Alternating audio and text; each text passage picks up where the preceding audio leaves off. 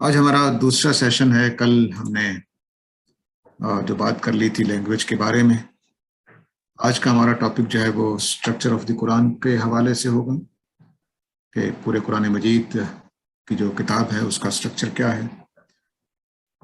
اس میں جو سب ٹاپکس ہیں وہ یہ کہ یہ کب ڈسکور ہوا کہ قرآن کا کوئی اسٹرکچر ہے، اسٹرکچر کے میننگ کیا ہے، what effect does structure have on the understanding of the Quran، structure کا کیا اثر پڑے گا سوچنے قرآن کے سمجھنے میں، structure of the Quran and compilation of the Quran, اور demonstrate the structure of the قرآن۔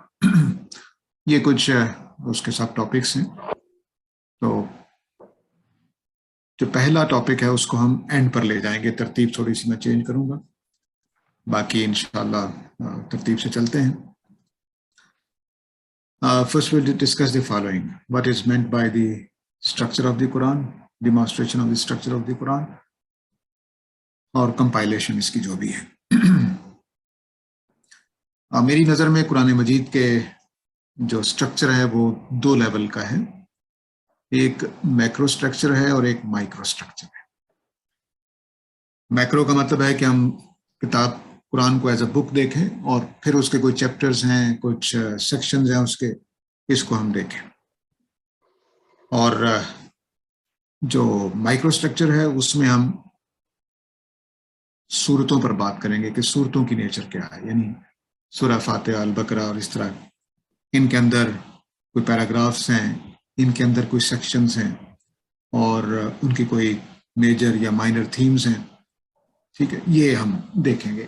تو دو، یعنی یوں سمجھ لیجئے کہ قرآن مجید کو ہم دو پہلوؤں سے اسٹڈی کریں گے، ایک as a book, as a whole book, اور ایک اس کی صورتوں کا جائزہ لیں گے کہ وہ کیسا۔ تو یہ دونوں پہلوؤں سے قرآن مجید اپنے سمجھنے والے پر اثر انداز ہو سکتا ہے۔ اس کو بک کے طور پر لیں تب بھی، اور اس کو صورتوں کے اعتبار سے لیں تب بھی وہ میننگ دیتا ہے اور ڈفرینٹ ہو جاتا ہے میننگ، وہ انشاءاللہ ہم دیکھیں گے۔ پہلے ہم میکرو اسٹرکچر کو دیکھتے ہیں۔ قرآن مجید کے جو چیپٹرز ہیں وہ کچھ یوں ہے کہ یہ میں مولانا اصلاحی کے تدبر قرآن سے باز کر رہا ہوں۔ پہلا چیپٹر جو ہے وہ سورہ فاتحہ سے سٹارٹ ہوتا ہے اور سورہ مائدہ پہ جا کے ختم ہو جاتا ہے۔ اس میں فاتحہ مکی ہے اور باقی 4 مدنی صورتیں ہیں، ٹھیک ہے جی۔ یہ پہلا چیپٹر ہے سورہ فاتحہ سے سورہ مائدہ تک۔ دوسرا چیپٹر جو ہے وہ سورہ انعام سے شروع ہو کر سورہ توبہ پہ ختم ہوتا ہے۔ اس میں انعام اور اعراف 2 مکی صورتیں ہیں اور 2 مدنی صورتیں ہیں، انفال اور توبہ، ٹھیک ہو گیا جی۔ تیسرا چیپٹر جو ہے وہ سورہ یونس سے مومنون تک جاتا ہے، سورہ یونس سے سورہ نور تک جاتا ہے۔ پہلے 14 صورتیں مکی ہیں اور آخر میں 1 سورہ نور مدنی ہے۔ فورتھ چیپٹر جو ہے وہ سورہ فرقان سے شروع ہوتا ہے اور احزاب پہ ختم ہوتا ہے۔ اس میں پہلی 8 صورتیں مکی اور آخر میں 1 یعنی احزاب مدنی ہے۔ پانچواں چیپٹر جو ہے وہ سورہ سبا سے شروع ہوتا ہے اور حجرات پہ ختم ہوتا ہے۔ اس میں 13 صورتیں مکی اور آخر میں 3 صورتیں مدنی ہیں۔ 6 چیپٹر جو ہے وہ سورہ کاف سے شروع ہو کر سورہ تحریم پہ ختم ہوتا ہے۔ اس میں 7 مکی اور اس کے بعد 10 مدنی ہیں۔ 7واں چیپٹر جو ہے وہ سورہ ملک سے شروع ہو کر سورہ ناس پہ ختم ہوتا ہے۔ اس میں آخری 2 یعنی معوذتین یعنی فلق اور الناس یہ مدنی ہے اور باقی سب مدنی ہے۔ اب اس میں آپ 2 چیزیں غور کریں گے کہ انہوں نے ایک تو چیپٹرز بنائے ہیں، 7 چیپٹرز ہیں، اور دوسرا یہ ہے کہ ہر چیپٹر میں یہ بتانے کی کوشش کی ہے کہ کچھ صورتیں مکی ہیں، کچھ مدنی ہیں۔ یہ بہت امپورٹنٹ ڈسکوری ہے جو یہ جس کی طرف توجہ دلانا چاہتے ہیں، اس کی طرف بھی ذہن مولانا فراہی کا گیا تھا، ان کے اوپر ہم آخری ٹاپک میں جہاں ہم نے دیکھنا ہے کہ یہ ڈسکور کیسے ہوا اسٹرکچر۔ تو مولانا فراہی اور مولانا اصلاحی اور گاندھی صاحب یہ کہتے ہیں کہ ہر چیپٹر 2 حصوں میں ڈیوائیڈڈ ہے، مکی اور مدنی، مکی اور مدنی۔ کچھ صورتیں مکی ہیں، ایک یا ایک سے زیادہ، مکی صورتیں ہیں اور ایک یا ایک سے زیادہ مدنی صورتیں ہیں. تو اس طرح سے 7 بلاکس بن جائیں گے 2 قسم کی صورتوں کے، مکی اور مدنی. ٹھیک ہے، یہ بڑے لیول پہ، میکرو لیول پہ قرآن کا سٹرکچر ہے جو ہر آدمی آرام سے اس کو سمجھ سکتا ہے. البتہ مکی اور مدنی صورتوں کے بارے میں تھوڑا اختلاف ہے امت کے اندر. کچھ مدنی صورتیں مکی سمجھی گئی ہیں، کچھ مکی صورتیں مدنی سمجھی گئی. اس کی وجہ یہ ہوئی کہ کچھ لوگوں نے سمجھا کہ آج ہی نازل ہوئی ہے اور اس کو اس طرح سے رپورٹ کر دیا. لیکن قرآن مجید جیسے ہم آگے بڑھیں گے تو اندازہ ہوگا کہ مکی صورتوں کا مضمون اور سٹائل ڈیفرنٹ ہے مدنی صورتوں کے مقابلے میں. ان کا مضمون بھی ڈیفرنٹ ہو جاتا ہے اور ان کا سٹائل بھی ڈیفرنٹ ہو جاتا ہے، اس لیے وہ آرام سے پہچانی جاتی ہیں. ایسا نہیں کہ ان کے پہچاننے میں کوئی مشکل ہوتی ہے. تو ان لوگوں نے جو ڈویژن کی ہے وہ ان کے مضامین کے اعتبار سے کی، نہ کہ روایتوں میں جو کہا گیا ہے، کیونکہ اس میں اختلافات بھی ہیں. ایک مکی کہا گیا ہے اسی کو دوسرے نے مدنی کہہ دیا ہے، تو اس طرح کے اختلافات بھی ہیں. تو اس لیے ان کے اوپر رلائی نہیں کیا گیا، بلکہ قرآن کے جو مضمون ہے، جو سبجیکٹ میٹر ہے سورت کا، اس کو سامنے رکھ کر فیصلہ کیا گیا. تو سیکشن جو ہے، پہلے یہ تو ہم نے چیپٹرز کی بات کر لی تھی کہ جو چیپٹرز ہیں وہ 7 ہیں قرآن مجید کے، اور ان کا سٹارٹ کہاں سے ہوتا ہے، اینڈ کہاں پہ ہوتا ہے. یہ اصولی طور پر اگر آپ کو یہ یاد کرنا مشکل بھی ہو تو اصولی طور پر یاد رکھیے کہ مکیات سے آغاز ہوگا، مدنیات پہ ختم ہو جائے گا چیپٹر. دوسرا جو کانسیپٹ ہے اس میں سیکشنز ہیں. تو سیکشن جو ہے وہ مکی اور مدنی کے مل کر بنتے ہیں. تو گویا یوں سمجھ لیجیے کہ 7 چیپٹر جو ہیں وہ کچھ اس طرح سے ہیں کہ مکی اور مدنی یہ پہلی قسم بنے گی کہ باب 1، باب 2، باب 7، مکی مدنی، اور یہ اینڈ تک ایسے ہی چلا گیا ہے. تو اب یہ سیکشنز، پہلا سیکشن کیا ہے؟ میں نے کہا کہ 2 ٹائپس کے ہیں. پہلا سیکشن یہ ہے کہ مکی اور مدنی، ہر باب 2 سیکشنز پر مبنی، ہر چیپٹر 2 سیکشنز ہیں، ایک مکی والا ایک مدنی والا. ہر چیپٹر میں ایسا ہی ہے. تو پہلی قسم یہ ہے کہ مکی مدنی صورتوں کے سیکشنز بن جاتے ہیں. اس کی بھی ایک ریزن ہے جو آگے چل کر ہم سمجھیں گے کہ یہ معاملہ کیسے ہوا. تو پورے 7 چیپٹرز میں یہ 2 سیکشنز تو لازماً موجود ہیں. پہلا ہم نے کہا کہ 7 چیپٹرز ہیں، پھر 7 ہر چیپٹر کے اندر مکی اور مدنی کی وجہ سے 2 سیکشنز بن گئے. یہ بڑے سیکشنز ہیں، میکرو لیول کی بات ہو رہی ہے. جو صورتوں کے اندر جا کے سیکشن بنیں گے ابھی ان کی بات نہیں ہو رہی. یہ قرآن مجید کے چیپٹرز کے اندر 2 سیکشنز ہیں، مکی صورتیں، مدنی صورتیں، مکی صورتیں، مدنی صورتیں، اس طرح سے. دوسرا جو قسم ہے سیکشنز بننے کی وہ چیپٹرز کے اندر ہے. تو مثلا میں آخری چیپٹر کے بارے میں عرض کروں گا کیونکہ اس میں یہ سیکشن زیادہ ہیں تو آپ کو سمجھنے میں آسانی ہوگی. یہ البیان استاد گرامی کی جو تفسیر ہے اس سے میں اقتباس کر رہا ہوں.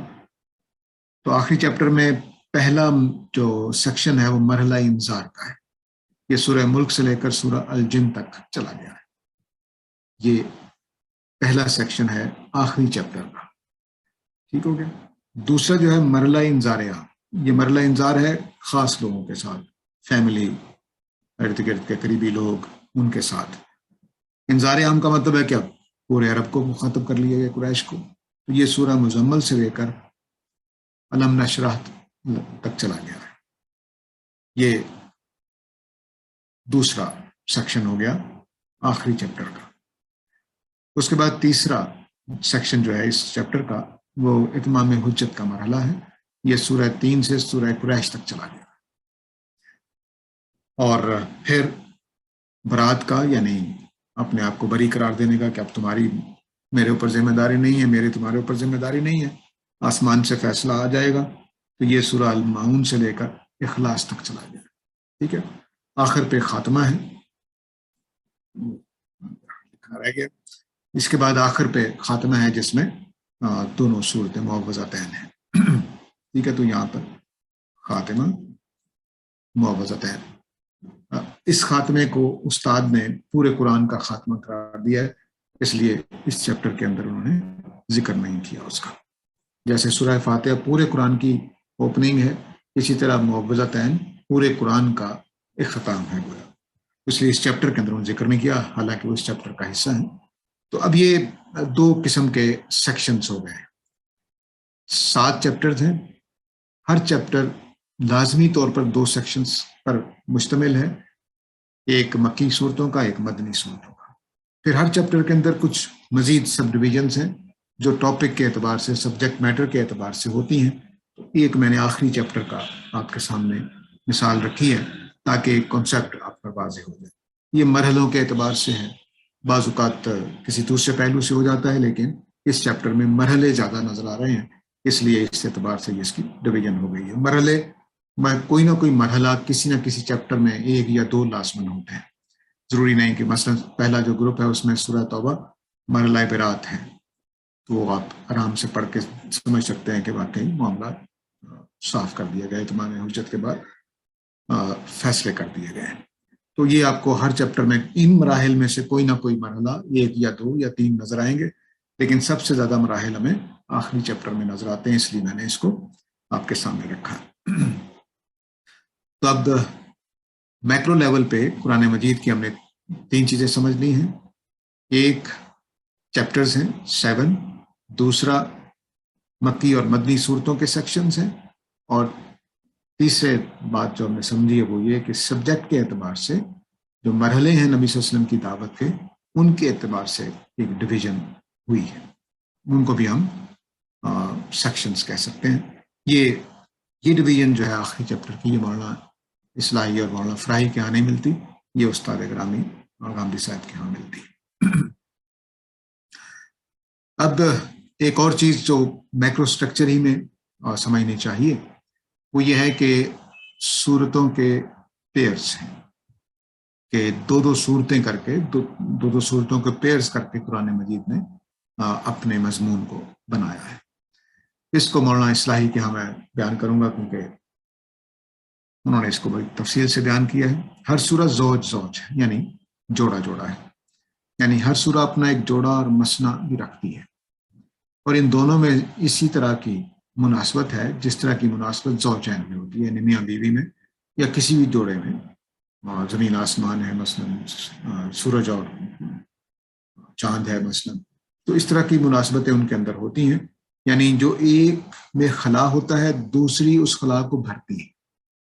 جوڑے کا کانسیپٹ کیا ہوا کہ ایک خلا ایک پیر کے ایک حصے میں ہے، یعنی ایک سپاؤس کے اندر ہے، اور دوسرا خلا دوسرے سپاؤس کے اندر ہے، تو دونوں مل کر اس کو پورا کر دیتے ہیں، تو اب ایک مکمل یونٹ بن جاتا ہے۔ مثلا انسانوں کو دیکھیں تو مرد اولاد نہیں جن سکتے، عورتیں جن سکتی ہیں، تو ایک خلا پورا کر دیا اولاد جننے کا۔ اگر صرف مرد ہوتے تو تب بھی اولاد نہ پیدا ہوتی، صرف عورتیں ہوتے تب بھی اولاد پیدا نہ ہوتی، دونوں کا خلا پورا کر دیا ایک دوسرے نے۔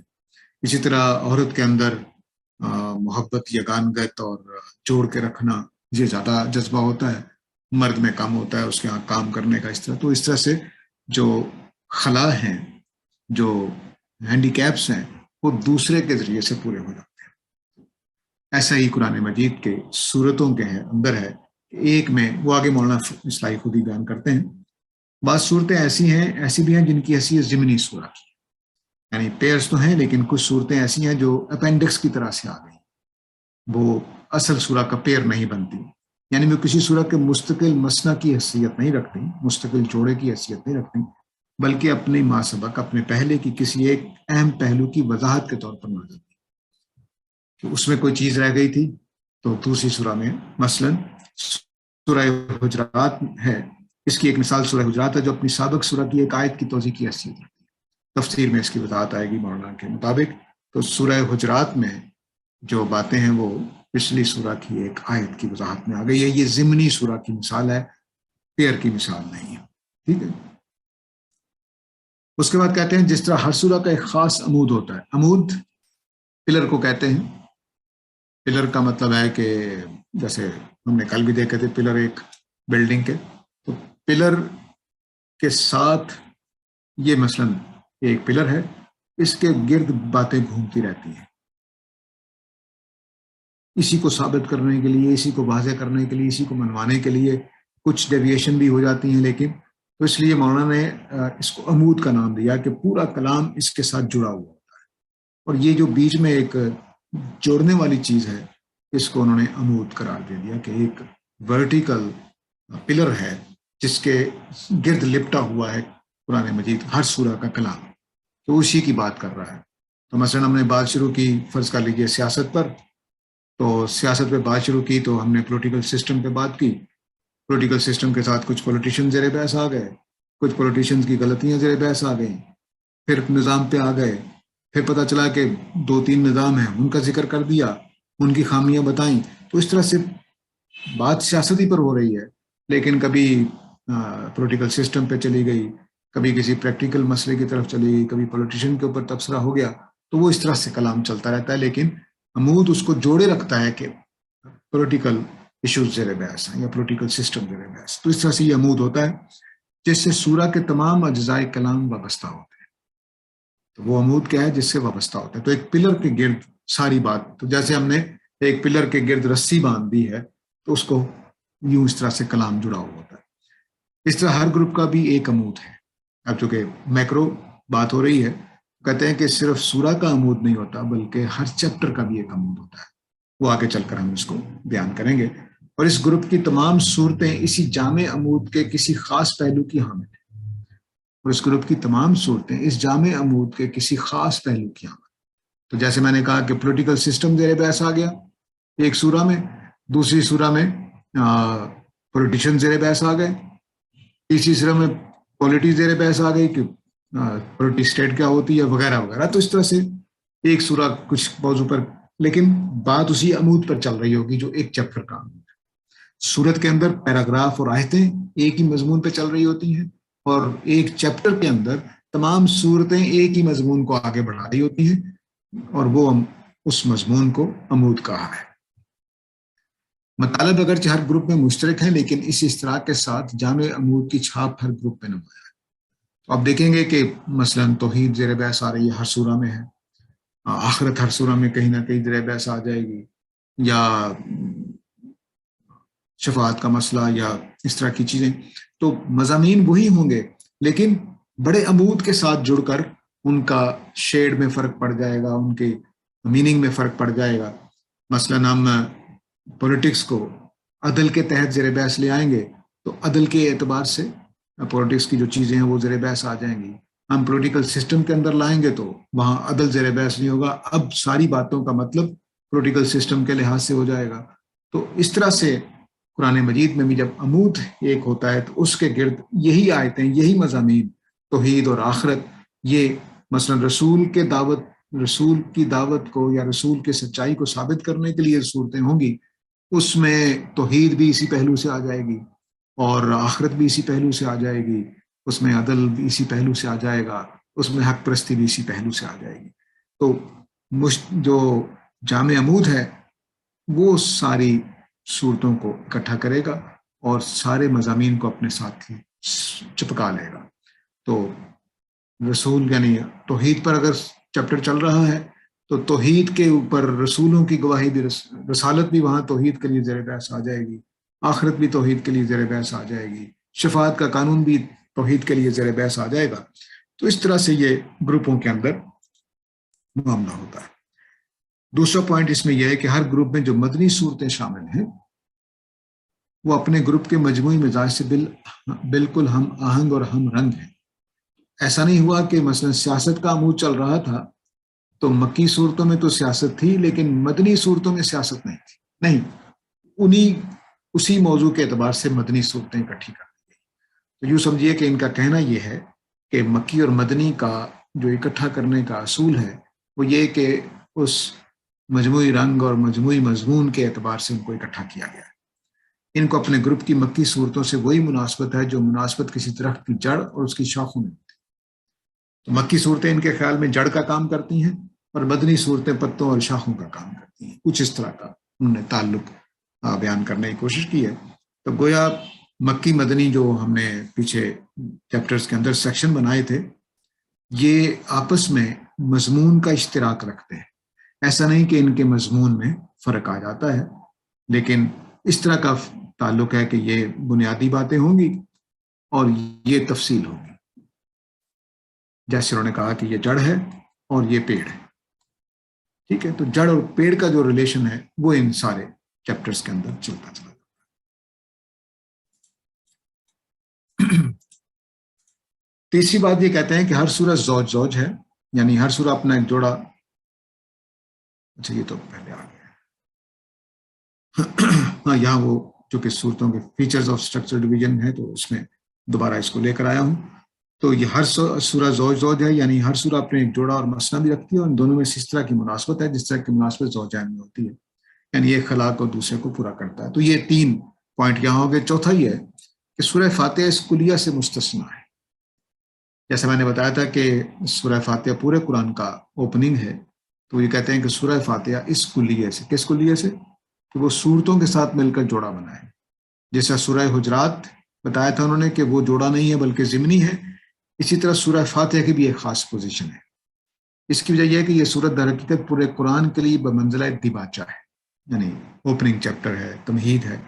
اس سورہ کی تفسیر میں ہم نے واضح کیا ہے کہ اس نے اپنے اندر پورے قرآن کے بنیادی حقائق جمع کر لیے، تو وہ ایک سمجھ لیجئے کہ جڑ سی ہے سورہ فاتحہ، جس کی پھر شاخیں اگلے 7 چیپٹرز میں پوری ہو جاتی ہیں۔ یہ اپنے گروپ کے لیے بھی دیباچہ کی حیثیت رکھتی ہے اور پرانے قرآن کے لیے، تو قرآن مجید کے لیے بھی اور اپنے چیپٹر کے لیے بھی یہ دیباچہ یعنی پریلوڈ کی حیثیت رکھتی ہے۔ بعض صورتیں ایسی بھی ہیں جن کی حیثیت ضمنی سورہ کی۔ اچھا یہ بات ہو گئی ہے۔ ہر گروپ پر الگ الگ تدبر کرنے سے یہ بات بھی سامنے آتی ہے کہ ہر ایک کے اندر اسلامی دعوت کے تمام ادوار، وہ جو میں نے بتایا تھا یہاں مدنی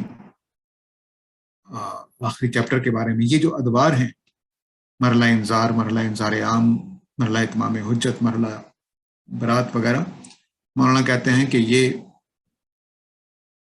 تمام چیپٹرز کے اندر نمایاں ہوتے ہیں۔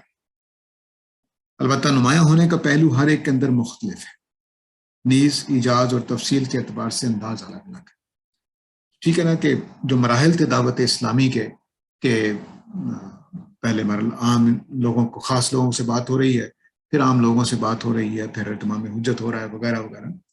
تو استاد گرامی نے جو ایک اصول بیان کیا ہے جو ہم آخری لیکچر میں جا کر سمجھیں گے کہ یہ سرگزشت انذار ہے، وہ یہیں سے اخذ شدہ ہے کہ سرگزشت انذار ہے، وہ بیان بھی کرتے ہیں اس کو، یہ تو بیان نہیں کرتے کہ میں نے یہاں اس پوائنٹ سے لیا ہے، لیکن یہ کہ مراحل کی جو وجہ ہے اس کی وجہ سے انہوں نے اس کو سرگزشت انذار کہا ہے۔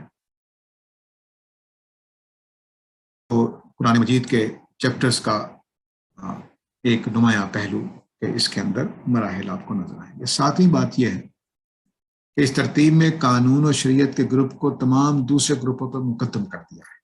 اب یہ پورے چونکہ میکرو سٹرکچر کی بات ہو رہی ہے، تو پورے قرآن مجید کا جو پہلا چیپٹر ہے سورہ فاتحہ والا اور سورہ البقرہ اور آل عمران والا، اس کے بارے میں کہتے ہیں کہ قانون و شریعت کے گروپ کو تمام دوسرے گروپ پر مقدم کر دیا، یعنی پہلے لے آیا گیا ہے، حالانکہ یہ نازل بعد میں ہوا تھا، اور منذرات کے گروپ کو آخر میں کر دیا گیا ہے۔ منذرات کا مطلب جن میں آغاز دعوت کا ہوا اور لوگوں کو ڈرایا گیا، دھمکایا گیا کہ ایمان لے آؤ، نہیں تو یہ کہ آخرت میں ناکام ہو جاؤ گے۔ منذرات کا یہ چیپٹر جو ہے آخری چیپٹر خاص طور سے یہ اس بات کی طرف اشارہ ہے کہ انذار سے مقصود در حقیقت لوگوں کو غلط راہ سے موڑ کر صحیح راہ پر لگانا ہے، اور صحیح راہ شریعت کی راہ ہے۔ اس وجہ سے جو چیز غایت و مقصود کی حیثیت رکھتی ہے اس پر سب سے پہلے نگاہ پڑنی چاہیے۔ تو شریعت دینے کے لیے جو کہ قرآن مجید نے انذار وغیرہ شروع کیا تھا، مولانا کہتے ہیں کہ اس کو پہلے رکھ دیا ہے تاکہ جاتے ہی سب سے پہلے دین معلوم ہو جائے، پھر باقی تفصیلات ہو جائیں گی۔ امت کو بحیثیت امت مسلمہ جو دولت عطا ہوئی وہ در حقیقت شریعت ہی ہے، جو اہل کتاب سے اس امت کو منتقل ہوئی، اس وجہ سے پہلے گروپ میں اہل کتاب کی معزولی بھی بیان ہوئی اور شریعت اسلامی کی تفصیل بھی۔ تب انہوں نے یہ بات سمجھانے کے لیے کہ پہلا چیپٹر ان صورتوں پر کیوں مشتمل ہے جو بعد میں نازل ہوئی اور ان میں شریعت ہے، انہوں نے کہا کہ چونکہ اہل کتاب کو معطل کرنا تھا اور معطل کر دیا گیا، اور شریعت اصل مقصود ہوتا ہے اس کو پہلے بیان کر دیا گیا، اس کے بعد پھر باقی چیزیں۔ تو غور کیجئے تو معلوم ہوگا کہ قرآن کے پہلے گروپ اور اس کے آخری گروپ میں وہی نسبت ہے جو نسبت ایک عمارت اور اس کی بنیاد میں ہوتی ہے۔ جہاں تک تعمیر کا تعلق ہے، تعمیر سے پہلے بنیاد ہوتی ہے، لیکن عمارت بن چکنے کے بعد سب بات سامنے جو چیز آتی ہے وہ عمارت ہوتی ہے، نیچے بنیاد ہو جاتی ہے۔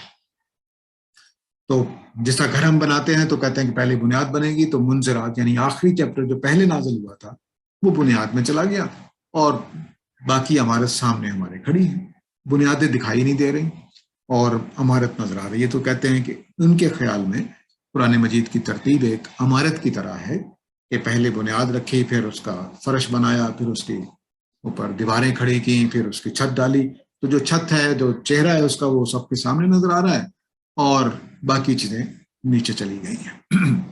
تو یہ اب جو اس کے فیچرز ہمارے سامنے آ رہے ہیں وہ یہ ہے کہ صورتیں جوڑا جوڑا ہیں، کچھ صورتیں جوڑا سے مستثنا ہیں، وہ یا صرف ضمنی سورہ ہے، ایک اپینڈکس کی طرح سے ہے، اور یا وہ سورہ فاتحہ کی طرح پورے قرآن کی اوپننگ ہے، وہ اس طرح سے پیئرز میں نہیں آ رہی۔ اور یہ بھی کہ قرآن کی جو بڑی ترتیب ہے پوری کتاب کے طور پر، اس میں آخری چیپٹر جو نازل ہونے کے اعتبار سے آخری تھا اس کو پہلا بنا دیا گیا۔ اب یہ استاد گامدی صاحب کے نزدیک ترتیب کیا ہے، جو آخری پوائنٹ مولانا اصلاحی نے زیر بحث لائے، اس کو استاد گرامی کس طرح سے سمجھاتے ہیں۔ استاد گرامی کہتے ہیں کہ پہلا دوسرا جو چیپٹر ہے وہ سمجھیے کہ سب سے اوپر ہے، یعنی اگر اسی بلڈنگ والی مثال کو لیں تو سب سے ٹاپ پہ کون سا چیپٹر ہے، وہ دوسرا ہے، اور پہلا چیپٹر اس سے پیچھے ہے، یعنی نازل ہونے کے اعتبار سے یہ سیکنڈ لاسٹ چیپٹر ہوگا، اور یہ لاسٹ چیپٹر ہوگا، ٹھیک ہے۔ لیکن اپنی ترتیب میں سیکنڈ لاسٹ پہلے آ گیا ہے اور لاسٹ بعد میں آ گیا ہے۔ پھر کہتے ہیں کہ جو سب سے پہلا چیپٹر نازل ہوا وہ 7واں تھا، پھر یعنی یہ آپ پہلا کر لیجئے، پھر چھٹا، پھر 5واں، پھر چوتھا، پھر تیسرا، اور پھر نازل ہوا تھا یہ، اور پھر نازل ہوا تھا یہ۔ لیکن ترتیب میں اگر نزولی اعتبار سے دیکھیں تو اس طرح سے آئے گا، لیکن اگر مضمون کے اعتبار سے دیکھیں تو اس طرح سے جا رہا ہے قرآن۔ تو اس کو کہتے ہیں کہ یہ پیرامڈ کی طرح ہے کہ پہلا چیپٹر جو ہے وہ سیکنڈ لاسٹ چیپٹر ہے، اور سب سے مرکزی چیپٹر فیصلہ کن اتمام حجت والا چیپٹر یہ ہے، ٹھیک ہے، اور یوں اس طرح سے۔ اب اس کو انہوں نے بیان بھی کیا ہے۔ ان میں سے پہلے باب کو الگ کر لیجیے تو قرآن مجید، قرآن میں اس کی ترتیب خاتمہ سے ابتدا کی طرف، پہلے چیپٹر کو الگ کر لیجیے تو اس کی ابتدا خاتمے سے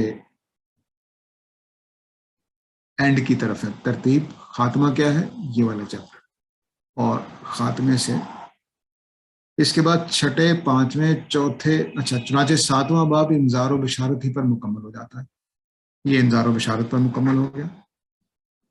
اس کے بعد چھٹے، پانچویں، چوتھے اور تیسرے میں انذار و بشارت کے ساتھ تزکیہ اور تطہیر ہے، ان چاروں میں تزکیہ اور تطہیر، انذار بھی ہے اور تزکیہ اور تطہیر بھی ہے۔ پھر دوسرا اور اس سلسلے کا آخری باب ہے جس میں پیغمبر کا انذار اپنے منتہا کو پہنچتا ہے، دوسرا چیپٹر، ٹھیک ہے جی۔ اور لہذا اتمام حجت اور تزکیہ تطہیر کے ساتھ اس میں مخاطبین کے لیے آسمان کی عدالت کا فیصلہ بھی سامنے آ جاتا ہے، یہ دوسرا چیپٹر ہے جسے ہم قیامت سے پہلے خدا کی آخری دینونوں سے تعبیر کرتے ہیں۔ تو اس آخری چیپٹر میں یہ معاملہ ہے۔ اب پہلا چیپٹر جو ہے وہ اس کے سمجھانے کے لیے آ گیا ہے کہ اہل کتاب، یوں سمجھ لیجئے کہ اہل کتاب کے لیے یہ ہے 2 چیپٹر، اور قریش مکہ کے لیے یہ ہیں 6 چیپٹر، 5 چیپٹرز، ٹھیک ہے۔ اس طرح سے دونوں مل کر ایک مضمون کو مکمل کرتے ہیں۔ تو یہ جو سٹرکچر ہے مولانا اصلاحی کے نزدیک بلڈنگ کی تعمیر ہوئی ہے، پہلا چیپٹر جو نازل ہونے میں پہلا تھا وہ بنیاد میں چلا گیا ہے، اور آخری چیپٹر جو ہے وہ بلند ترین جگہ پہ ہے۔ اور استاد گرامی کہہ رہے ہیں کہ نہیں، ایسا نہیں ہے، بلکہ پہلے باب کو الگ کر دیجئے تو قرآن کی ترتیب کچھ یوں چل رہی ہے کہ ادھر سے کلام ادھر جا رہا ہے، نازل ہونے کے اعتبار سے ادھر ہے، لیکن مضمون کے اعتبار سے ادھر ہے، اور یہ چیپٹر ادھر سے ادھر ہے۔ تو یوں کر کے ایک پیرامڈ بنتا ہے ادھر سے ادھر۔ اب ظاہر ہے کہ پیرامڈ برابر ہوتا ہے دونوں طرف سے، تو یہ چیپٹر بہت لمبے ہیں، دونوں جو ہے وہ کسر پوری کر دیتے ہیں۔ اب انہوں نے کہا تھا کہ پہلا باب الگ کر لیجئے، تو اب پہلے باب کے بارے میں کہتے ہیں۔ پہلا باب اس لحاظ سے بالکل الگ ہے کہ مشرکین عرب کے بجائے وہ یہود و نصارہ کے لیے خاص، جیسے میں نے یہاں اہل کتاب لکھا۔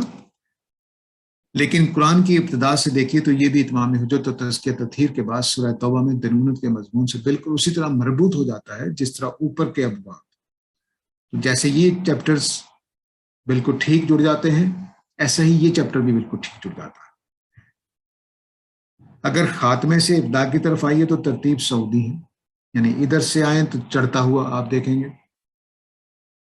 ترتیب سعودی ہے، یعنی نیچے سے اوپر کو جا رہی ہے مربوط میں، اور لہذا دوسرا باب گویا ایک ضربہ سنام ہے، دوسرا چوٹی ہے گویا ضربہ سنام، جہاں دونوں طرف سے ایک ہی مضمون، محض اس فرق کے ساتھ کہ مخاطبین تبدیل ہو گئے اپنے نقطۂ کمال تک پہنچ جاتا۔ تو ادھر سے مضمون چلا تو یہاں کمال تک پہنچ گیا، ادھر سے مضمون چلا تو یہاں کمال تک پہنچ گیا۔ دوسرا چیپٹر وہ کہہ رہے ہیں کہ چوٹی پر ہے پہاڑ کی، اور ادھر سے دونوں طرف سے مضمون مکمل ہو جاتا ہے۔ اب ہم مائکرو سٹرکچر پہ آ جاتے ہیں۔ سوراز کے اندر پیراگرافس ہیں، تو یہ البیان اور تدبر اس میں متفق ہیں، بہت سارے پیراگراف میں، لیکن کہیں کہیں اختلاف بھی ہوا ہے۔ تو آیت نمبر 3 پہ پیراگراف بنایا گیا ہے اور آیت نمبر 6 پہ پیراگراف بنایا ہے سورہ فاتحہ میں۔ مولانا اصلاحی متن میں پیراگراف نہیں بناتے، تدبر قرآن میں وہ ترجمے میں پیراگراف بنا دیتے، تو ان کے ترجمہ اس طرح سے ہوگا کہ پیراگراف آپ پہچان سکیں گے۔ میں آگے ایک مثال بھی دوں گا۔ تو اب مائکرو سٹرکچر میں صورتیں زیر بحث ہیں جس میں پیراگراف ہم بنے ہوتے ہیں۔ اب یہ دیکھیے کہ مولانا نے یہاں پیراگراف بنایا، بتا دیا کہ یہ پیراگراف 17 اور 18 آیت پر مشتمل ہے۔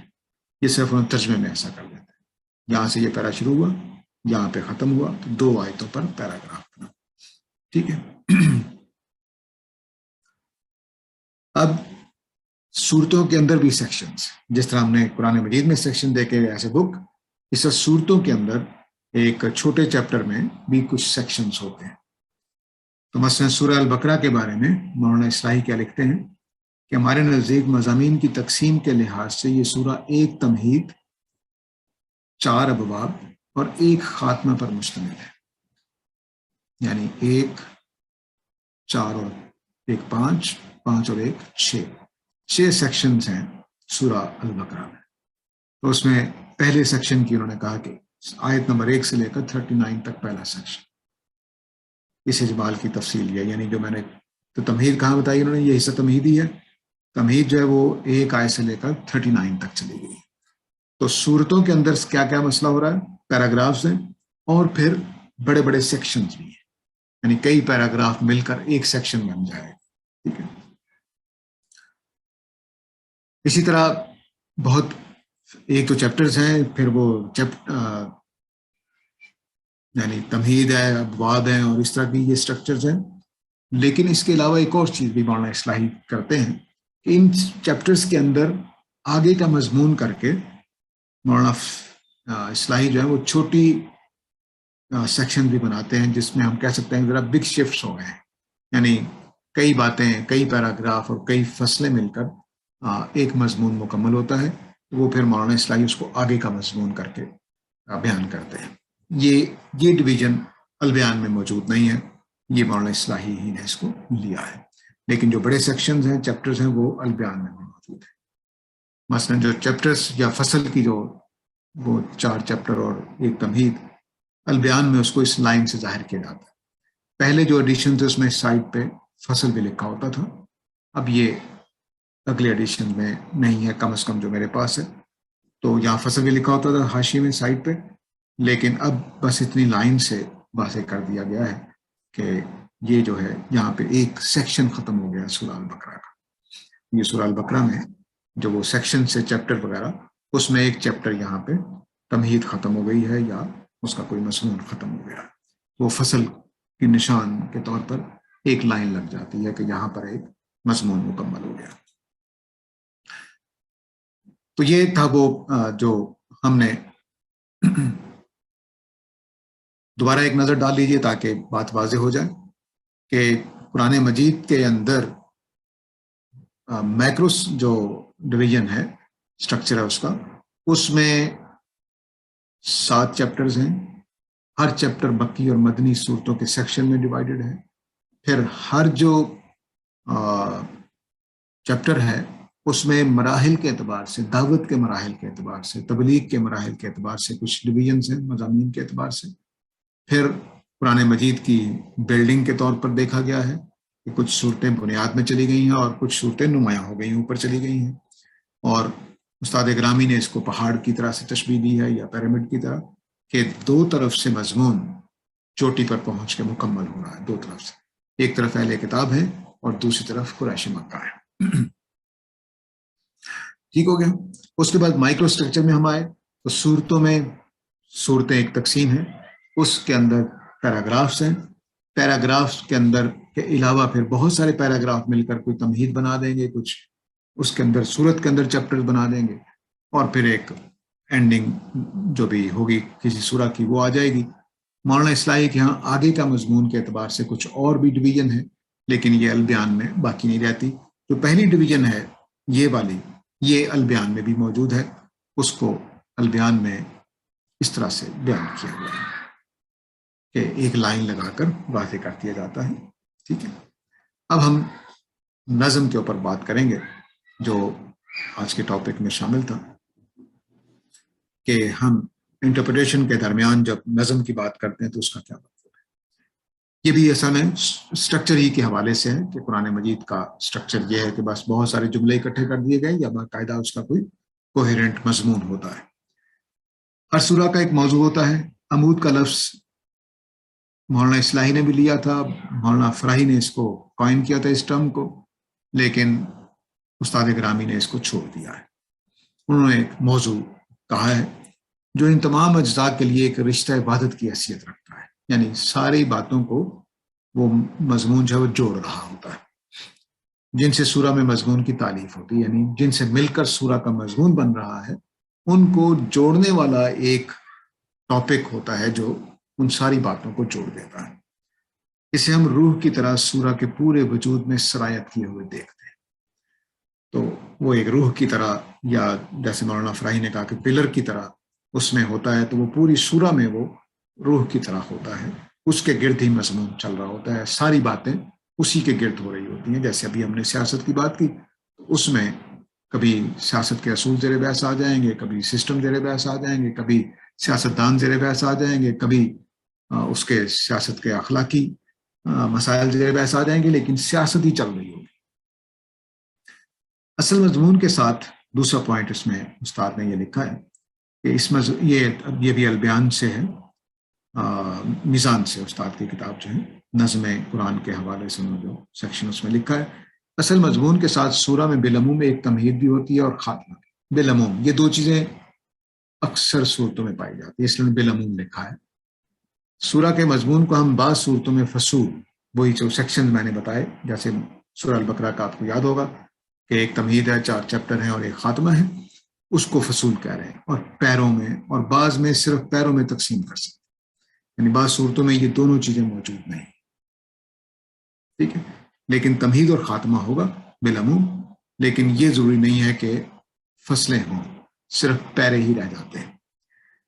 پیرے مضمون کے وقفوں اور فصول سیکشن اس کے تغیرات کو نمایاں کرتی ہے. تو پیرے مضمون کے وقفوں کہ اس میں کچھ پازز آ رہے ہیں، اور فصول اس کے تغیرات کو، ایک شفٹ بڑھا آ گیا، اس میں تبدیلی آ گئی، مضمون ہی بدل گیا ہے. سسٹم کے اوپر، پولیٹیکل سسٹم کے اوپر بات ختم ہو گئی، اور اب مثلا اس کے اخلاقی پہلوؤں پر زیر بحث آ گئی. اب مثلا پولیٹیشین زیر بحث آ گئے، تو یہ فصول ہوں گی. تمہید اور خاتمہ کی آیات بھی اسی طرح اپنے مضمون کے لحاظ سے بعض مقامات پر پیروں میں تقسیم ہو جاتی ہے. تمہید بھی تقسیم ہو جاتی ہے، خاتمہ بھی پیروں میں تقسیم ہو جاتا ہے. لیکن عمومی طور پر تمہید اور خاتمہ تو ہر سورہ میں تقریباً مل جاتا ہے، لیکن جو سیکشنز ہیں چھوٹے، وہ ساری صورتوں میں نہیں ملتے. بس ایک ہی پوری سورہ ایک ہی سیکشن ہے گویا، اور لیکن پیراگراف آپ کو ان تمام حصوں میں مل جائیں گے، خواہ چیپٹرز ہوں، اندر چھوٹے سب چیپٹرز ہوں، وہ ان کے اندر پیراگرافس آپ کو ضرور مل جائیں گے۔ یہ پیرے اور فصول ربط آیات کے طریقے پر نہیں بلکہ تمثیل، تعلیل، تحصیل، ان لفظوں کو تھوڑا تھوڑا سمجھ لیجیے۔ تمثیل کا مطلب ہوتا ہے مثال دینا، تعلیل کا مطلب ہوتا ہے کسی چیز کی ریزننگ کرنا، تحصیل کا مطلب ہے کسی بات کی وجہ یا اس کی کہہ لیجیے کہ بنیاد کی طرف اشارہ کرنا، کسی بات کو مکمل کرنا، کسی سوال کو لے لینا، کسی کا سوال کا جواب دے دینا، کسی کی کوئی آف شوٹ بتانا، برانچ بتانا اس کی کہ اس کا یہ نتیجہ، یہ اس کی برانچ بنے گی، نتیجہ بتا دینا کسی کا، کوئی اعتراض زیر بحث آ گیا ہے وہ پیش نظر کر دیا، یا بیچ میں کوئی وضاحت کا جملہ کہنا تھا وہ کہہ دیا، بیچ میں کوئی ٹانٹنگ جملہ آ گیا، بات کرتے کرتے کوئی کمپیریزن آ گیا، کوئی ملتی جلتی بات سے بات نکل آئی، جہاں سے بات شروع کی تھی واپس وہیں چلی گئی، کہیں جس طرح ہم بٹ کہہ کے کوئی بات واضح کرتے ہیں کہ بھئی سارے آئے لیکن وہ نہیں آیا، تو اس طرح کی کوئی چیز وضاحت کرنی ہے تو وہ آ جائے گی۔ اس پہلوؤں سے قرآن مجید میں باتیں ایک دوسرے سے جڑتی چلی جاتی ہیں، پیرے اور فصلیں اور آیات اس اصول پر جڑی ہوتی ہیں کہ کہیں کوئی مثال آ گئی، کہیں کوئی ریزننگ آ گئی، کہیں کوئی اس کی بنیاد بتانے کی طرف اشارہ کر دیا، کہیں بات مکمل کرنے کے لیے کوئی بات کہہ دی، تو اس طرح سے باتیں مربوط کلام چلتا چلا جاتا ہے۔ یہی اصل میں وہ مشکل ہے جو نظم قرآن کو سمجھنے میں مشکل پیدا کرتی ہے۔ اگر یہ چیزیں سامنے نہ ہوں تو ایسا لگتا ہے کہ قرآن مجید بے ترتیب آیتوں کا مجموعہ ہے، لیکن جیسے ہی آپ ان چیزوں کو جوڑنا شروع کر دیں تو آپ کو بات واضح ہوتی چلی جائے گی۔ اگر یہ باتیں واضح نہ ہو تو شاعری بھی سمجھنا مشکل ہو جاتا ہے۔ میں اس کی ایک مثال دیا کرتا ہوں، غالب کا شعر ہے کہ گھر ہمارا جو نہ روتے بھی تو ویراں ہوتا،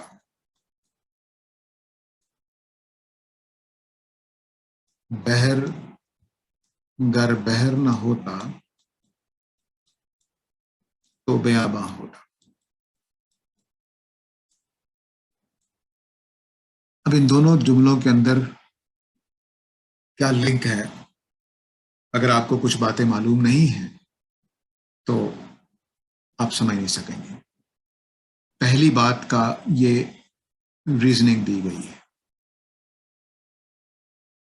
کہتے ہیں کہ میں نہ روتا تو میرا گھر تب بھی ویران ہوتا، ٹھیک ہے، میں نہ روتا تو میں تب، کسی نے اعتراض کیا کہ تم رو رو کے اپنا گھر ویران کر لیا، تو اس نے کہا نہیں، میں نہ روتا تب بھی ویران ہوتا۔ دلیل کیا دی ہے کہ اگر بحر سمندر کے اندر سے پانی نکال دیا جائے تو نیچے کیا بچے گا؟ صحرا۔ بحر گر بحر نہ ہوتا، رونے سے بحر بن گیا ہے اس لیے ویران ہو گیا۔ کہتا ہے نہیں نہیں، ایسا نہیں ہے، بحر میں پانی نہ ہوتا تو وہاں ڈیزرٹ ہوتا جو خود بیابان ہوتا ہے، ویران ہوتا ہے۔ تو یہ دونوں کے درمیان اگر آپ یہ لنک نہیں جوڑ پا رہے کہ اس نے دلیل کے طور پر یہ بات کہی ہے یا مثال کے طور پر بات کہی ہے تو آپ سمجھ نہیں سکیں گے۔ تو اس لیے ہر دو باتوں کے اندر انہی میں سے کوئی رشتہ جڑا ہوتا ہے، ہمارے کلام کے اندر بھی اور قرآن مجید کے اندر۔ فورتھ پوائنٹ کہتے ہیں کہ سورہ کا مضمون ان پیروں اور فصول میں تدریجی ارتقاء کے ساتھ اپنے اتمام کو پہنچتا ہے۔ ان پیروں اور فصول میں تدریجی ارتقاء یعنی گریجول ڈیولپمنٹ ہوتی ہے مضمون کی، چنانچہ اس کے نتیجے میں وہ ایک منفرد اور متعین صورت حاصل کر لیتی۔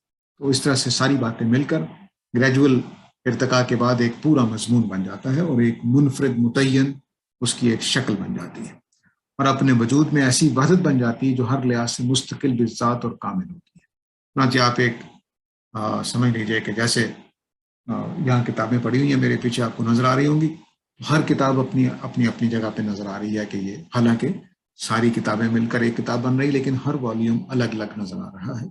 تو اس طرح سے صورتیں بھی اپنی ایسا ہی لگے گا جیسے کسی شیلف میں کتابیں لگی ہوئی ہیں، ہر سورہ کا اپنا ایک الگ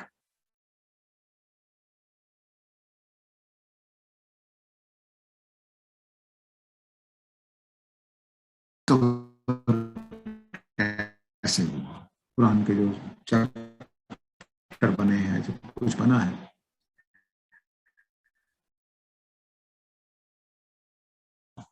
ابو داؤد اور مسند احمد میں حذیفہ ثقفی سے روایت ہے، کہتا ہے کہ میں ایک وفد میں، جو بنی ثقیف میں سے لوگ تھے وہ اسلام لائے تھے، تو میں اس وفد میں تھا۔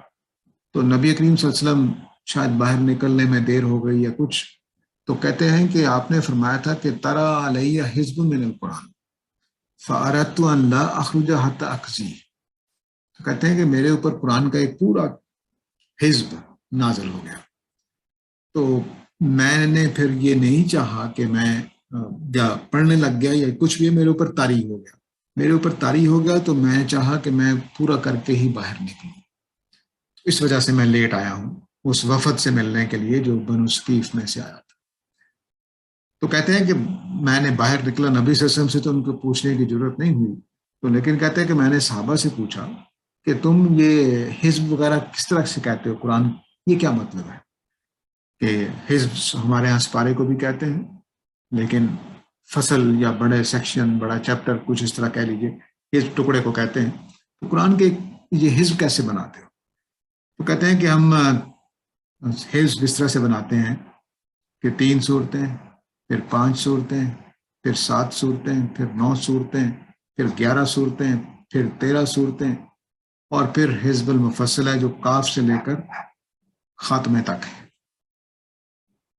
پہلی 3 صورتیں، اگلی 5 صورتیں، اگلی 7 صورتیں، اگلی 9 صورتیں، اگلی 11 صورتیں، اگلی 13 صورتیں، اور پھر آخر کاف سے لے کر اینڈ تک۔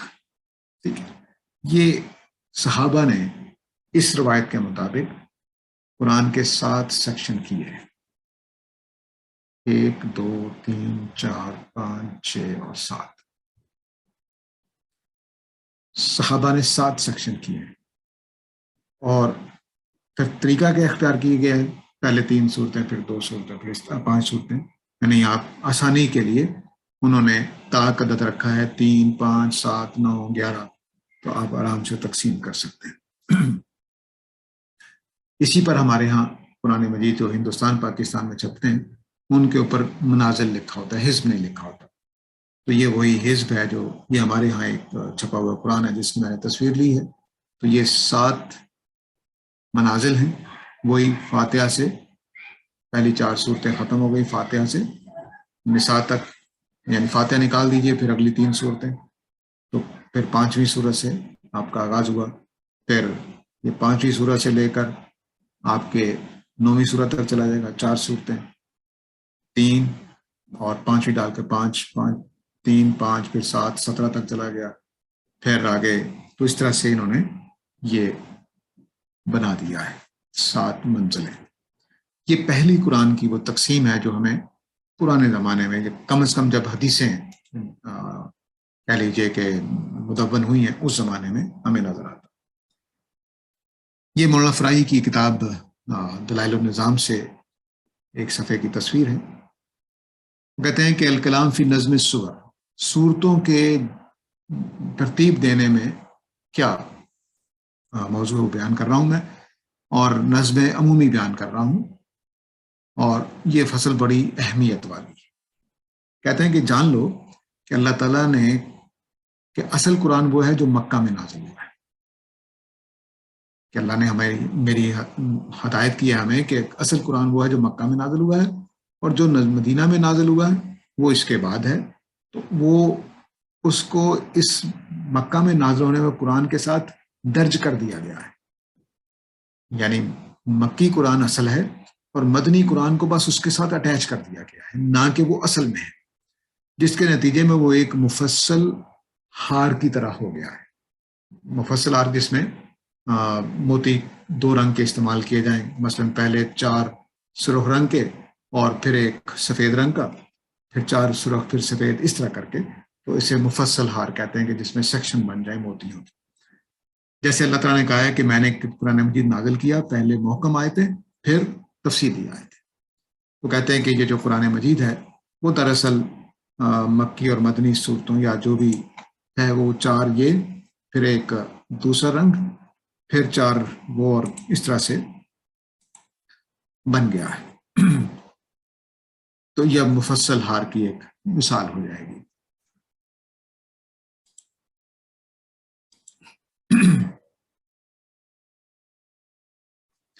اصل صورتیں مکی ہیں، مدنی صورتیں اس کے ساتھ اٹیچ کر دی گئی۔ ٹھیک ہے. فاض اشارہ تو الراسی، تو کہتے ہیں کہ اس آیت میں اس کی طرف اشارہ کر دیا گیا کہ محکم اور پھر تفصیلی آیتیں، محکم پھر تفصیلی آیتیں، محکم پھر تفصیلی آیتیں. تو کہتے ہیں کہ پھر تم دیکھو گے کہ ہر صورتوں کا ایک ٹکڑا جو ہے وہ مکی صورتوں سے شروع ہوگا اور مدنی صورتوں پر ختم ہوگا. یعنی مولانا کی نظر اس آیت کے بعد اس بات پر پڑی کہ اللہ تعالیٰ نے مکی مدنی الگ نہیں کی کہ پہلے مکی آ جائے پھر مدنی آ جائے، ایسا نہیں ہوا، بلکہ ایک مکس ہے مکی مدنی کا. تو اب وہ کہتے ہیں کہ تم دیکھو گے کہ مکی صورتوں سے ایک جملہ شروع ہوتا ہے، جملے کا مطلب ایک سیکشن، اور ختم ہوتا ہے مدنی صورتوں پر. یا تم دیکھو گے کہ مکیات کا ایک پورا ٹکڑا ہے، 4-5 مکیات، اور پھر اس میں ایک سورہ مدنی جوڑ دی گئی ہے یا ایک سے زیادہ صورتیں مدنی جوڑ دی گئی. تو یہی تم آیتوں میں بھی ترتیب دیکھو گے. تو کچھ آیتیں جو ہیں وہ اس طرح سے کر دی گئی، ایک سورہ کے آخر میں جو مدنی ہے وہ سورہ کے آخر میں جوڑ دی گئی، جیسے سورہ مزمل میں ہم دیکھتے ہیں، یا پورے کا پورا آیتوں کا ایک گچھا جو ہے وہ ڈال دیا گیا. ایسے ہی تم مدنیات میں دیکھو گے کہ مکی جو صورتیں ہیں اس کے بعد وہ درج کر دی گئی ہیں. اس کے بعد دیکھیے کہ کہتے ہیں کہ ہم یہاں پر تقسیم اپنے میننگ کے اعتبار سے نہیں بتا رہے، بلکہ اس کا مقصد یہ ہے کہ ہم آپ کو اس کے ظاہر کے اعتبار سے مکی اور مدنی کے لحاظ سے بتائیں. ان کے نزدیک مولانا اصلاحی نے 7 چیپٹر کر دیے، ان کے نزدیک 9 چیپٹر ہے. سورہ فاتحہ سے شروع ہوتا ہے اور پھر سورہ مائدہ پہ ختم ہو جاتا ہے 1 سے 5. اگلا چیپٹر جو ہے وہ 6 سے 9 تک، اور بتا رہے ہیں کہ اس میں مکی مدنی کون سی ہیں.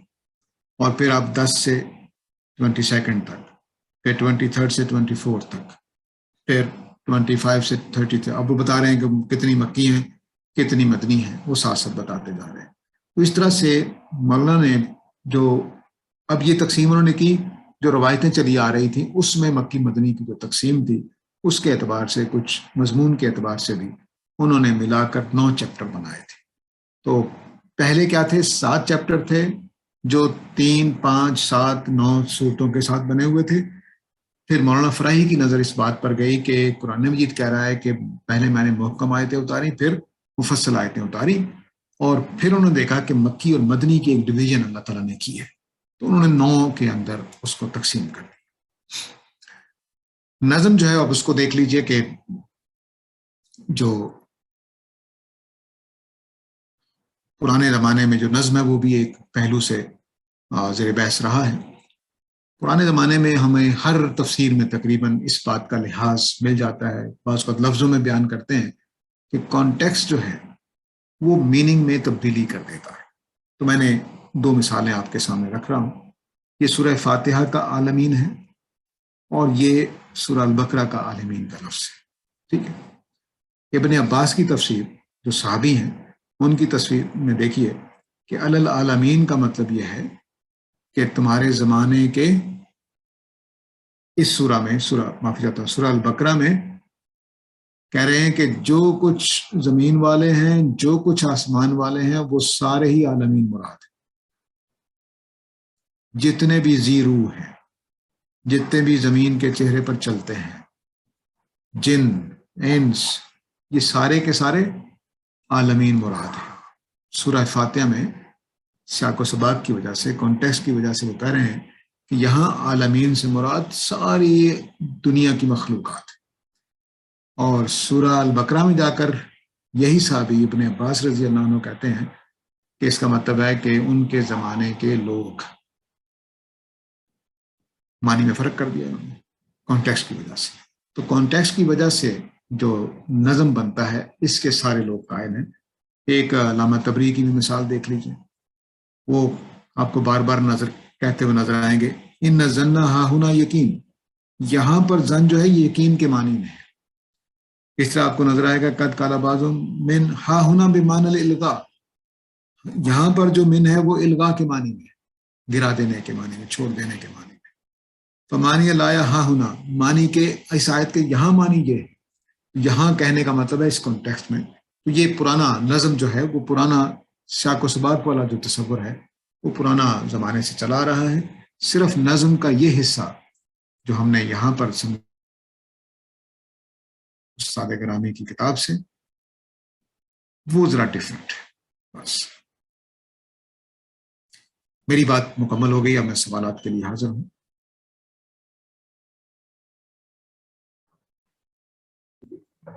جی السلام علیکم ورحمۃ اللہ. جی وعلیکم السلام. میرا سوال یہ ہے کہ یہ جو نظم ہے قرآن کا، یہ مولانا فراہی نے اسے آئیڈینٹیفائی کیا، تو یہ اتنے وقت تک کیا یہ صحابہ کرام طلان یا جو تابعین تابع تابعین اور اس کے بعد کے علماء ہیں ان سے مطلب ان کو نہیں نظر آ پایا، یا اس ایسا کیوں رہا ہے چیز؟ جی میں نے اس لیے یہ آخر پہ یہ بات کہی کہ ایک نظم جو کانٹیکس والا ہے یہ تو پرانے زمانے میں واضح ہے، یہ فراہی کی ڈسکوری نہیں ہے. جی. اور ہمارے زمانے میں مولانا فراہی کے زمانے میں ایک نہیں دو نہیں کئی لوگوں نے نظم پر کام کیا ہے، پوری کتاب کو ایک کوہرنٹ بک کے طور پر دیکھنے کے لیے. یہ ہمارے زمانے میں یہ سوال پیدا ہوا اور بہت سارے لوگوں نے دیکھا. اس کی وجہ ہے اس کی وجہ یہ ہے کہ مولانا فراہی کی جس وجہ سے نظر گئی وہ یہ کہ تعویل کا اختلاف کیسے دور کیا جائے گا. پرانے زمانے میں ہمارے جو سب سے بڑی تفسیر تبری کی ہے، اور اس میں بے پناہ قسم کی آرائی اکٹھی کر دی گئی ہیں ایک ایک آیت کے نیچے. ایسے ہی آپ امام رازی کے ہاں دیکھیں گے، ایسے ہی ابن کثیر کے ہاں دیکھیں گے. اب اس اختلاف کو دور کرنے کا طریقہ کیا ہے؟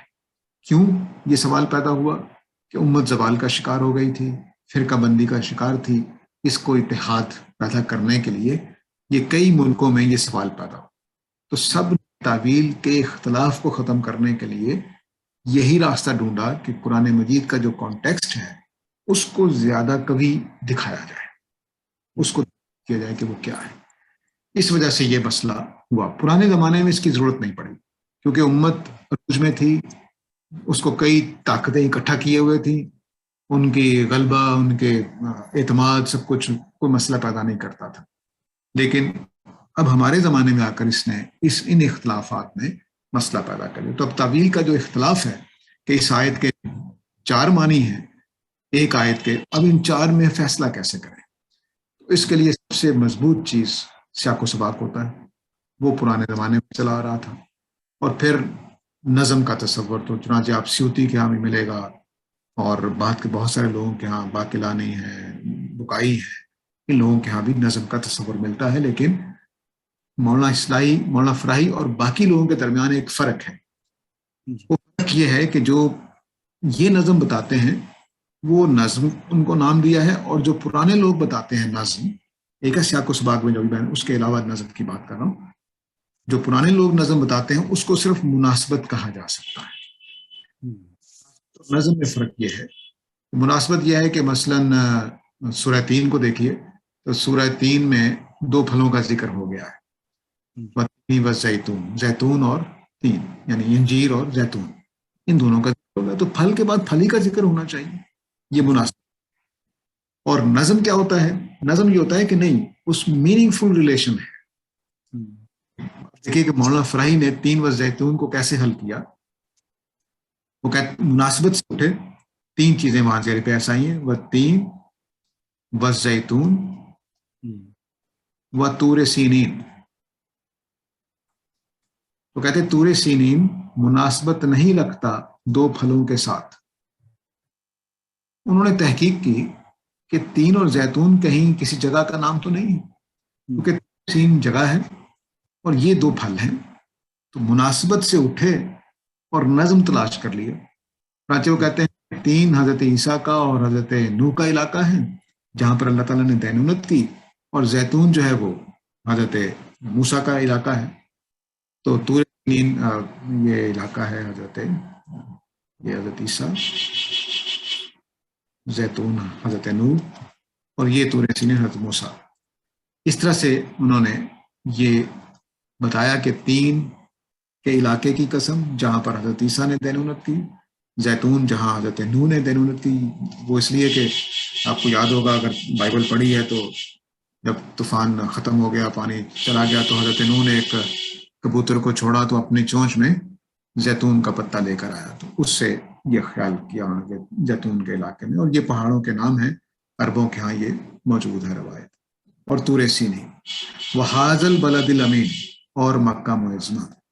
یہ چاروں جگہیں مناسبت بتا رہی تھی کہ تین اور زیتون ان دو کے ساتھ مناسبت نہیں رکھتے، اور نظم بتا رہا ہے کہ یہ بات ہو رہی ہے اللہ تعالیٰ کے رسولوں کے آنے کی.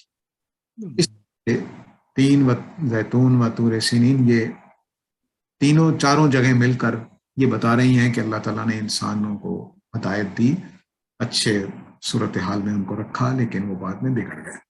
تو اس طرح سے تین و زیتون و طور سینین جو ہے وہ اب مناسبت تو نظر آنی چاہیے. مناسبت بھی ایک اہم چیز ہے، مناسبت گھٹیا چیز نہیں ہے، لیکن مطلب ہے کہ مضمون اب کوہرنٹ کیسے ہوگا. تو اب ہمارے پرانے لوگوں نے کہا کہ تین اور زیتون مقدس پھل ہیں، اللہ تعالیٰ نے قسم کھائی ہے ان کے اندر بڑی شفا ہوگی، اور طور سینین پہ سرما ہوتا ہے اور یہ ہوتا ہے. تو یہ اس طرح کے معاملات ہوئے. تو اس طرح سے نظم کا مطلب ہے کہ آپ کو یہ بتانا پڑے گا کہ ان دونوں کا ریلیشن آپس میں، وہ جو 14-15 چیزیں ہم نے دیکھی تھی کہ یہ تمثیل بن کے آ رہا ہے، تحصیل بن کے آ رہا ہے، یہ اس کی کوئی ریزننگ کر رہا ہے یا کچھ کر رہا ہے، تو یہ چیز نظم بناتی ہے. نظم بنانے کے لیے مناسبت بھی بہت اہم کردار ادا کرتی ہے. تو اس طرح سے اب یہ بات کہ یہ مولانا سے پہلے کیوں نہیں دریافت ہوا، اس کی ایک بات میں نے بتا دی کہ تعویل کا اختلاف کو ختم کرنے کی ایک جدوجہد ہے جو ایک عالم نے نہیں کی، بے شمار لوگوں نے کی ہے. کم از کم 10-15 لوگ ہیں ہمارے زمانے میں، مولانا فراہی اور ان کے بعد کے زمانے میں، جنہوں نے یہ کوشش کی. ہمارے ہندوستان میں 2 لوگ ہیں، مولانا فراہی اور مولانا عبداللہ، جنہوں نے سورہ فاتحہ کو معافی چاہتا ہوں توحید کو پورے کلام کا نظم مانتے ہوئے پورے قرآن مجید کی توحید کی کو عمود قرار دے کے پورے قرآن کو اس کے ساتھ جوڑا ہے. اور ایک مصری عالم ہے جنہوں نے سورہ فاتحہ کو مرکزی قرار دے کر تمام قرآن کی تمام آیتوں کو سورہ فاتحہ کی کسی نہ کسی آیت کے ساتھ جوڑا ہے. انہوں نے کیا کیا کہ قرآن کی ترتیب کو خراب کیا. مولانا فراہی کی یہاں خوبی یہ ہے کہ قرآن کی موجودہ ترتیب کو خراب نہیں کرتے. یہ بس اتنا. اب یہ نظم جو ہے وہ ہمارے زمانے میں بہت شدید ضرورت ہے کہ قرآن مجید کا کانٹیکسٹ زیادہ سے زیادہ انرچ کیا جائے، تاکہ ہم زیادہ سے زیادہ فیصلہ کرنے کے لیے خود قرآن کے اندر سے ہی دلائل دے سکیں. چنانچہ مولانا فراہی کا جملہ، یہ 2 جملے مشہور ہیں. ایک کہ قرآن لا یحتمل الا تعویلا واحدہ، کہ قرآن مجید کی صرف ایک ہی تعویل ہو سکتی ہے، اور اس کی دلیل کیا ہے؟ نظم. کہ نظم کی روشنی میں قرآن کو دیکھیں تو آپ ایک تعویل پر پہنچ جائیں گے. یہ وہ وجہ ہے جس کی وجہ سے ان کے ہاں نظم دریافت ہوا. تو پرانے زمانے میں 2 چیزیں دریافت شدہ تھیں، سیاق و سباق اور مناسبت. یہ دونوں مانی جا رہی تھی. سب سے زیادہ استعمال سیاق و سباق ہوتا تھا، کانٹیکسٹ. مناسبت استعمال ہوتی تھی لیکن کم. لیکن نظم ہمارے زمانے میں ہی تصور میں آیا ہے، صرف ایک آدمی کے نہیں آیا، 10-15 لوگوں کے ذہن میں آیا ہے، لیکن ڈفرینٹ تصور کے ساتھ. تو نظم جو مولانا فراہی کا ہے وہ فطری لگتا ہے، کیونکہ ہر زمانے میں ہم باتیں اس طرح سے کرتے ہیں کہ پہلے ہم کو بات کریں گے، اس کی وجہ بتا دیں گے، دلیل بتا دیں گے، مثال دے دیں گے، اس کی کوئی آف شوٹ بتا دیں گے. ایسا ہی ہوتا ہے. تو جس طرح سے کلام فطری طریقے سے چلتا ہے اسی طرح سے انہوں نے ڈھونڈا. اب صحابہ کا جہاں تک تعلق ہے تو میرے خیال میں صحابہ کے ہاں نظم کا تصور واضح ہے. وہ اس طرح سے نہیں دیکھ رہے قرآن مجید کو جس طرح سے ہم دیکھ رہے ہیں، یا بعد کے لوگوں نے دیکھا ہے. بعد کے لوگوں کے دیکھنے کی بھی کچھ وجہ ہے، نظم کی طرف نہ جانے کی وجہ بھی ہے کچھ. وہ یہ کہ سب سے پہلی تفسیریں جو لکھی ہیں وہ اجمیوں نے لکھی ہیں. عربوں کے جو تصور تھا کلام کی کوہرنس پیدا کرنے کا، اس سے عجم واقف نہیں ہے. ہم نے کل عربی زبان کے والے لیکچر میں دیکھا کہ وہ بات جو وہ اور طریقے سے کرتے ہیں، اجمی اس طرح سے نہیں کرتے. زبان گہری ہے. تو مثلا ہم نے ایک لفظ کے اتنے گہرائی تھی، اجمی کو اتنی گہرائی معلوم نہیں تھی، صرف اتنی معلوم تھی. تو اب وہ ان 2 لفظوں کو آپس میں جوڑنے کی کوشش میں صرف اتنی معلومات رکھتا ہے، وہ جوڑ نہیں سکے گا. جبکہ ایک عرب کے لیے یہ ساری معلومات اس کے سامنے ہے، چنانچہ وہ ان دونوں لفظوں کو آرام سے جوڑ لے. مثلا قرآن مجید کا ایک جوڑ دیکھیے. قرآن مجید کہتا ہے کہ شیطان تمہیں بخل کا اور فحشاء کا حکم دیتا ہے. توجہ کیجئے گا، بخل یعنی اللہ کی راہ میں خرچ نہ کرو، اور فحشاء کا حکم دیتا ہے. ان دونوں کے درمیان کوئی ربط نہیں ہے، صرف اتنا ربط ہے مناسبت کے اعتبار سے کہ شیطان ہے تو اس کو بخل بھی پسند ہوگا، شیطان ہے تو اس کو فحش بھی پسند ہے. مولانا فراہی اس میں اترتے ہیں اور آ کر کہتے ہیں کہ دراصل اس کے اندر ایک گہرا تعلق ہے جو ایک عرب کے لیے واضح ہے، ہمارے لیے واضح نہیں ہے. وہ یہ کہ بخل کرے گا، پیسہ بچائے گا اور فحشاء میں خرچ کرے گا. یہ ان کی بات کیوں پہنچے یہاں تک؟ کیونکہ قرآن نے 4-5 جگہوں پر یہ اسلوب استعمال ہے کہ بخل کے ساتھ فحشاء کو جوڑا ہے، تبذیر کے ساتھ بخل کو جوڑا ہے، تو انفاق کے ساتھ فحشاء کو جوڑا ہے. اس سے جو باتیں مزید واضح ہوتی ہیں عربوں کے لحاظ سے، وہ اجمی اس نہیں پہنچ سکے. اگر کوئی صحابی کوئی تفسیر کر جاتے تو یہ مشکل ہمیں پیش نہ آتی. تو چونکہ صحابہ کے لیے واضح تھا، انہوں نے اس کو مسئلہ نہیں تھا ان کے لیے، اس نے بیان نہیں کیا.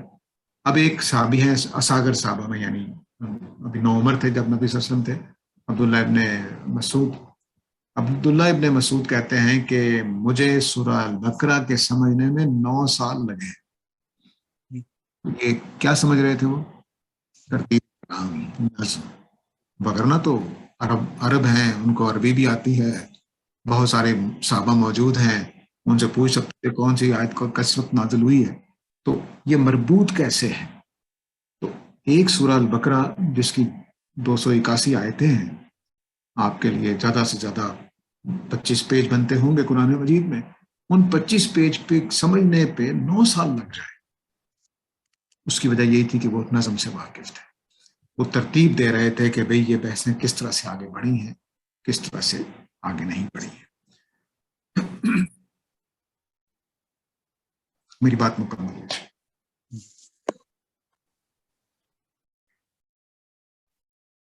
جی سر، ایک اینڈ میں یہ کوشچن کرتے چلیں تاکہ وہ جو ہم لوگ نے جو 7 ابواب کی بات کی سبب المثانی کی، تو وہ دریافت کرنے میں مولانا فراہی کے یہاں اور مگر فراہی کے یہاں کچھ الگ ایک وہ ہے، کیا کہتے ہیں، نظریہ اس خاص آیت پہ، اس کی اگر آپ وضاحت کر دیں تو وہ بھی. جی، میرا خیال ہے میں نے اگلے چیپٹر میں رکھا ہے، لیکن اگلے سیکشن میں تو میں بات کر دیتا ہوں.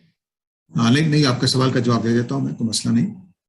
سبن من المثانی قرآن کی وَلَقَدْ آتَيْنَاكَ سَبًا مِنَ الْمَثَانِي، ہم نے آپ کو 7 چیزیں دی ہیں جو 2 سے مل کر بنی ہیں.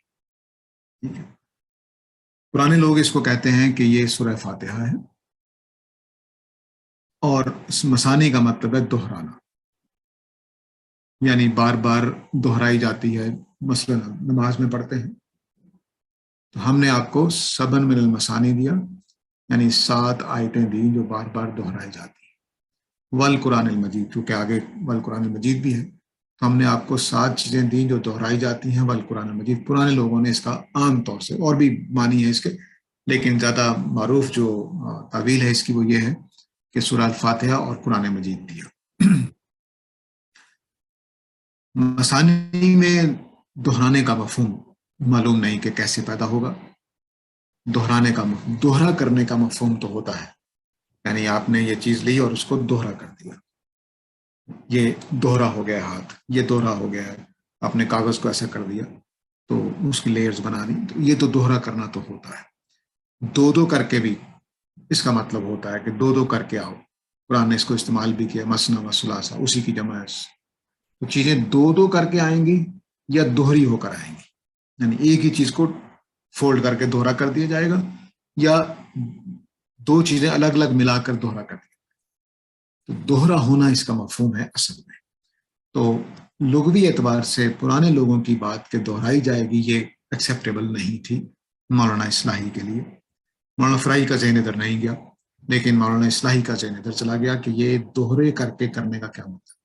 چنانچہ وہ الگ سے ایک ڈسکوری کر چکے تھے کہ 7 چیپٹرز ہیں اور وہ مکی اور مدنی سے شروع ہوتا ہے، اور صورتیں جوڑا جوڑا ہے. یہ 2 چیزیں وہ دریافت کر چکے تھے کہ 7 چیپٹرز ہیں جو مکی اور مدنی صورتوں پر مل کر بنے ہیں، اور صورتیں جو ہیں وہ جوڑا جوڑا ہے. انہوں نے کہا کہ جوڑا جوڑا صورتوں سے مل کر 7 چیزیں بنی ہوئی ہیں، یہ انہوں نے اس آیت کا مطلب لے دیا۔ تو اب قرآن مجید کے بارے میں روایتوں میں بھی ابھی ہم نے دیکھا کہ 7 منزلیں بنائی تھی انہوں نے، وہ اور طرح سے بنی تھی لیکن بہرحال 7 کا عدد تھا۔ خود نبی کریم صلی اللہ علیہ وسلم فرماتے ہیں کہ قرآن مجید انزل القرآن علی 7 احرف، 7 احرف، قرآن 7 پہلوؤں پر نازل ہوا ہے۔ اس کے 7 ایجز ہیں۔ اگر آپ پہاڑی پر کھڑے ہیں یہاں پر تو یہ پہاڑ کا ایج ہے، اس کو حرف کہتے ہیں، ٹھیک ہے۔ جب کسی چیز کا حرف آتا ہے تو وہ ڈویژن ہو جاتی ہے اور اگلی آپ یہاں سے شروع کر سکتے ہیں، ٹھیک ہے۔ تو 7 اینڈز ہیں قرآن کے، 7 پہلو ہیں قرآن کے۔ پہلو کے معنی بھی ترجمہ کیا گیا کیونکہ پرانے لوگوں نے اس کو 7 قراتیں کر دیا۔ اب قراتوں کے لیے یہ لفظ ٹھیک نہیں ہے، تو 7 پہلو یعنی 7 سیکشنز ہیں قرآن مجید کے۔ تو یہ روایت بھی اس معنی میں چلی گئی اور 7 مثانی بھی اس معنی میں لیا گیا مولانا اصلاحی کے ہاں، اور استاد گرامی بھی اس پر اطمینان رکھتے ہیں اس کو، بلکہ انہوں نے اگر ہم میزان میں دیکھیں آگے چل کر ہم بات کریں گے بھی اس پر اگلے سیشن میں کہ 7 مثانی جو ہے وہ الگ سے ایک اصول ہے آخری چیپٹر میں جا کر، آخری ہمارے لیکچر میں، کہ 7 مثانی بھی غور کرنے کا، قرآن کے غور کرنے کے جو اصول ہیں اس میں یہ بھی ایک اصول کے طور پر بات سامنے رکھی جائے گی۔ تو یہ 7 مثانی جو ہے کہ 7 چیپٹر بنے ہوئے ہیں 2 صورتوں سے مل کر، ٹھیک ہے، جوڑا جوڑا صورتوں سے مل کر بنے ہوئے 7 سیکشنز۔